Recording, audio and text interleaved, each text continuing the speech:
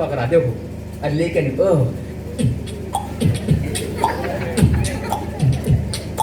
वो पहुंच रहा भाई। अब वहां जाके पहुंच गया, अब वो घरवाली भी वहीं खड़ी है, बालक भी वहीं पड़ा, धड़ इधर पड़ा, सिर उधर पड़ा। अब उसने तो गर्दन ले जाके, वो कौन सी औषधि थी, आयुर्वेदिक लगाई, ईरानी लगाई, यूनानी लगाई, या साला एलोपैथिक के साथ होम्योपैथिक भी पेल दी। उन्होंने क्या किया, उसने हाथी के इतनी बड़ी गर्दन, इतना बड़ा सिर, बच्चे की इतनी बड़ी गर्दन में फिट कर दिया। वो ऐसा फिट होगा, वो बालक न इंसानों में छोड़ा न जानवरों में छोड़ा। तो मैं यूं सोच रहा चल ठीक है, तो विद्यार्थी लगा दी गर्दन, पर साला बालक की गर्दन भी तो वहीं पड़ी, उसे ही लगा देता।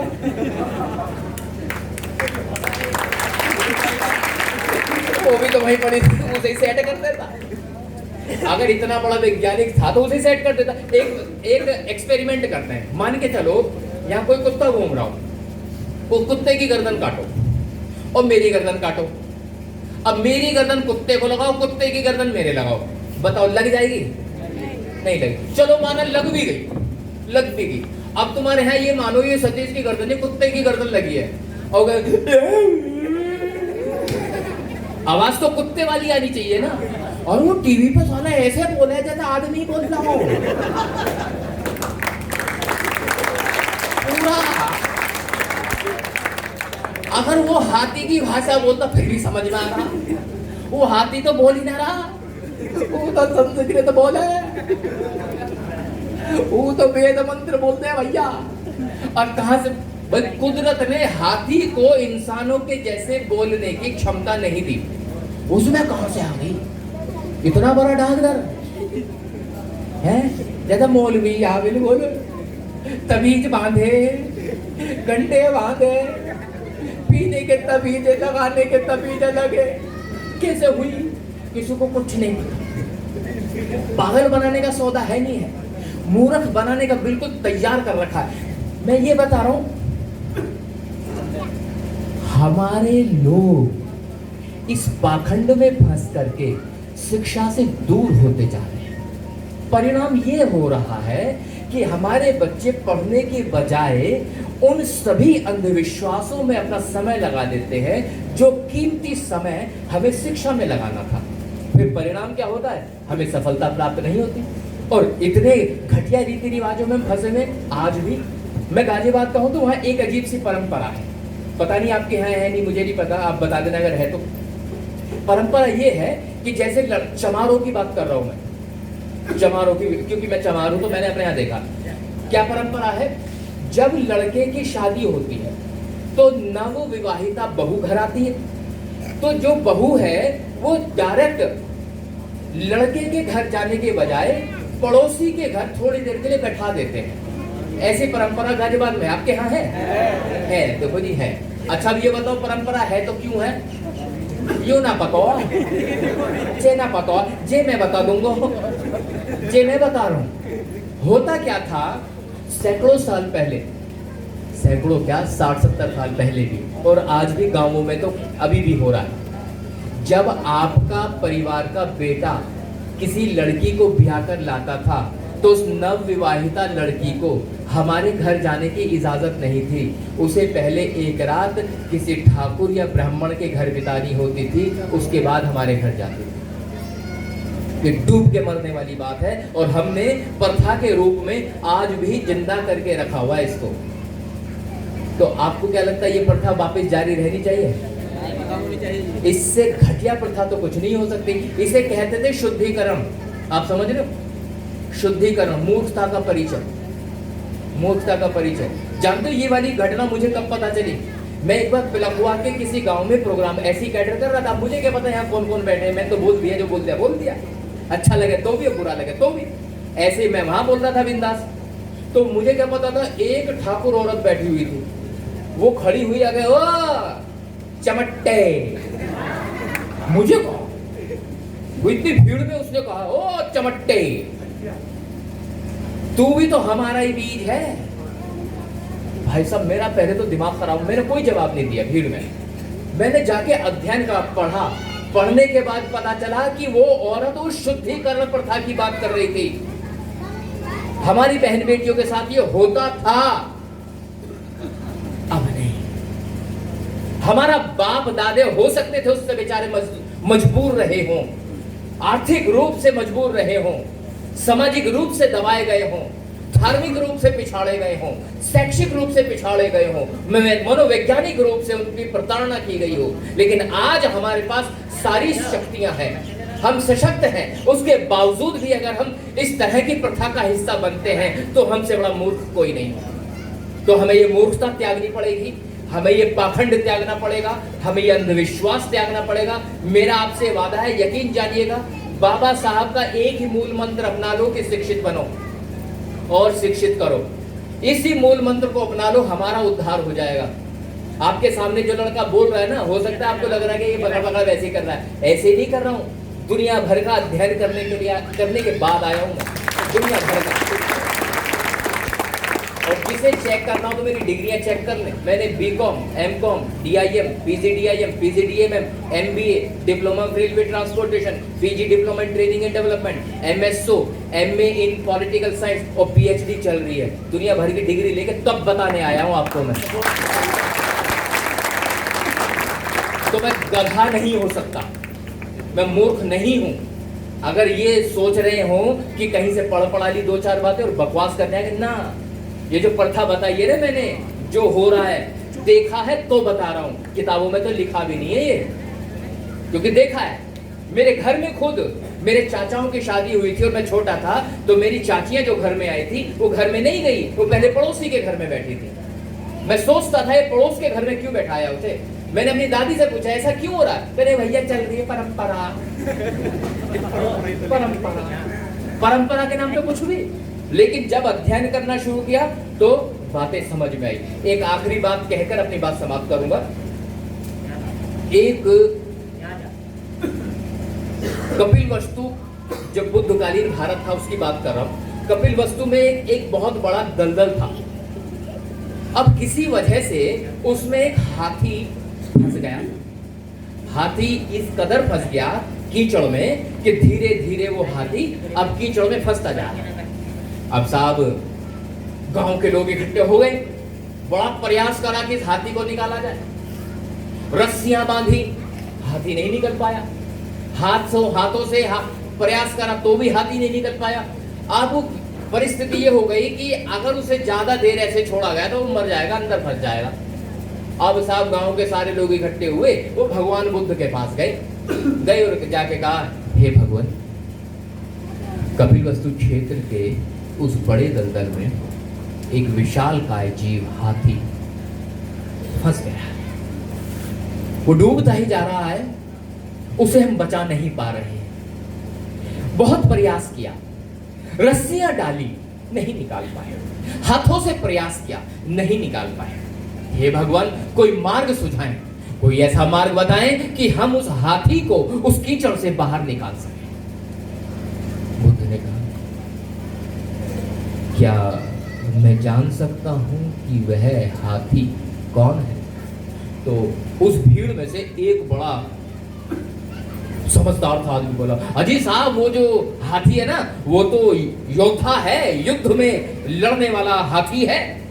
अच्छा, क्योंकि पहले युद्ध होते तो हाथी सबसे पहले लड़ते थे, और हाथियों को उत्साहित करने के लिए, प्रोत्साहित करने के लिए, उत्तेजित करने के लिए बड़े बड़े ढोल बजाए जाते थे, नगाड़े बजाए जाते थे, शहनाइयां बजाई जाती थी। तो भगवान बुद्ध ने जाके कहा, अगर वह या हाथी योद्धा है तो जाओ और जाकर उसके सामने वही नगाड़े और वही ढोल और वही शहनाइयां बजाओ जो युद्ध के समय बजाई जाती। तो गांव वाले आए, गांव वालों ने वो नगाड़े बजाने शुरू किए, वो ढोल बजाने शुरू किए, वो नपीरी बजानी शुरू की, वो शहनाई बजाने शुरू की, और उन ढोल और नगाड़ों की आवाज जैसे ही हाथी के कानों तक पहुंची, हाथी के कानों तक आवाज पहुंची कि शरीर में रवानी होने लगी, शरीर में हरकत आने लगी, उसके कान हिलने लगे, उसकी पूंछ हिलने लगी, शरीर में जैसे फिर से बल कौंध उठा, जैसे खून का दौरा बढ़ता चला गया, ब्लड प्रेशर होता चला गया, हाथ पैर हिलने लगे और इस तरह से उस हाथी ने अपने आप को स्वतः ही उस दलदल से बाहर निकाल दिया। वो हाथी उस दलदल से बाहर आ गया। जानते हो वो हाथी कौन था? वो हाथी ये शोषित पीड़ित दबे कुचले समाज के लोग हैं। जानते हो दलदल कौन सी है? वो दलदल है अंधविश्वास की दलदल, वो दलदल है पाखंड की दलदल, वो दलदल है अशिक्षा की दलदल, वो दलदल है बेरोजगारी की दलदल, वो दलदल है हम अपने परिवार को सम्मान नहीं देते, वो दलदल है कि हम एक तो जानते नहीं, दूसरी किसी के सुनते नहीं और फिर किसी बात को मानते नहीं। और जो मैं काम करने आ रहा हूं, मैं वो गांव वाला हूं जो आपके सामने खड़ा होकर के नगाड़े बजा रहा है, ढोल बजा रहा है, शहनाई बजा रहा है। और मेरा पूरा यकीन और विश्वास है कि जिस दिन वो आवाज आपके कानों में जाएगी तो जरूर कान हिलने लगेंगे, शरीर में फिर से रवानी पैदा होनी शुरू हो जाएगी, फिर से खून का दौरा बढ़ना शुरू हो जाएगा और ये शोषित पीड़ित दबे कुचले समाज के लोग उस हाथी की तरह इस दलदल से जरूर बाहर निकल के आएंगे, ऐसा मेरा विश्वास है। लेकिन शर्त एक है, जो बताया गया उसे सुनना ही नहीं है, उसे करना भी है। एक जंगल में तोते रहते थे, तोते ही तोते, जहां देखो वहां तोते। पूरे विश्व में सबसे ज्यादा अगर कहीं तोते हो तो वहीं पर थे तोते। और फिर वहां एक शिकारी आया। शिकारी रोज तोते पकड़ता था और पकड़कर बाजार में जाकर बेच देता था। अगले दिन फिर आता था, फिर तोते पकड़ता था, फिर जाकर बेच दिया करता था। इस तरह तोतों की संख्या कम होने लगी तो तोतों के बुजुर्ग तोतों में बड़ी चिंता का विषय हुआ। बुजुर्ग तोतों ने एक बहुत बड़ी पंचायत बुलाई। उस पंचायत में सारे तोते बैठे हुए थे। निर्णय हुआ कि जिस तरह से शिकारी हमारे तोतों को लेकर के जा रहा है, उस तरह तो हमारी जनसंख्या समाप्त हो जाएगी। एक दिन ऐसा आएगा कि तोतों का नाम निशान मिट जाएगा, तो क्या किया जाए? एक बूढ़े से तोते ने कहा, अगर तुम मेरी बात मानो, अगर मेरी बात मानो तो पड़ोस के कपिल वस्तु गांव में भगवान बुद्ध का अनुसरण करने वाले कुछ भिक्षु रहते हैं। अगर भिक्षुओं से जाके पूछो तो शायद कोई समाधान मिल जाए। गांव वालों को उस बुजुर्ग की बात समझ में आ गई। तो उनका जो तोता था, प्रधान तोता जो था, वो उड़ता हुआ उन भिक्षु के पास गया। जाकर के कहा, हे महामना, बड़ी ही विकट परिस्थितियों से गुजर रहे हैं, बड़ी ही समस्या पैदा हो गई है। शिकारी रोज आता है और रोजाना तोतों को पकड़ के ले जाता है। इस तरह से हमारी संख्या कम होने लगी है। हे भिक्षुगण, हे महामना, हमें कोई मार्ग बताएं। तो भिक्षु ने कहा, जाओ अपने सारे तोतों को जाके समझाओ, जो मैं कह रहा हूं ध्यान से सुनो और वही जाकर उन्हें सिखा देना। कि बताओ महामना, शिकारी आएगा, दाना डालेगा, जाल बिछाएगा, फंसना मत। कि क्या, एक बार फिर से बताओ महामना, ध्यान से सुनो। शिकारी आएगा, दाना डालेगा, जाल बिछाएगा, फंसना मत। जाओ और जाकर ये बात अपने सारे तोतों को सिखा दो। अब वो आया और उसने सारे तोतों को सिखाया।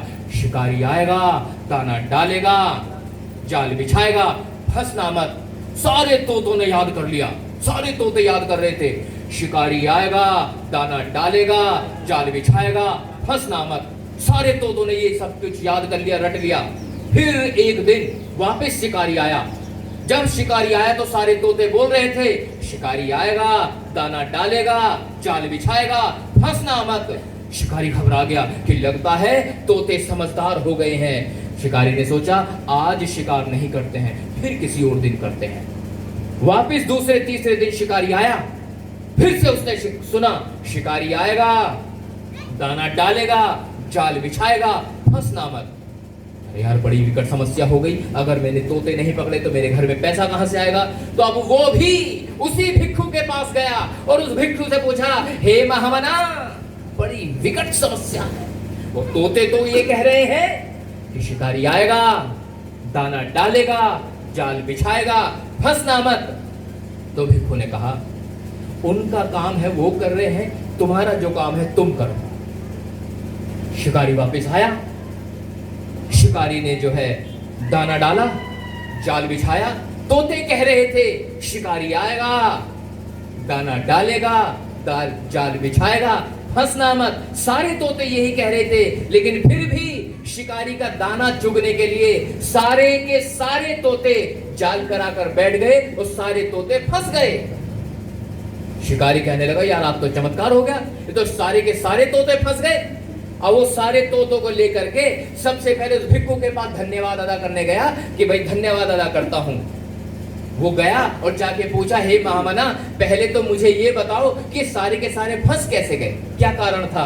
जबकि इन्हें तो पता था कि शिकारी आएगा, दाना डालेगा, जाल बिछाएगा, फंसना मत, इन्हें तो पता था, लेकिन फिर भी फंस गए। तो भिक्षु ने कहा, इन्होंने मेरी बात को बोलना सीखा, आचरण में डालना नहीं सीखा। अगर आचरण में डाल लेते, व्यवहार में डाल लेते तो ये कदापि नहीं फंसते, ये केवल जबान पर था।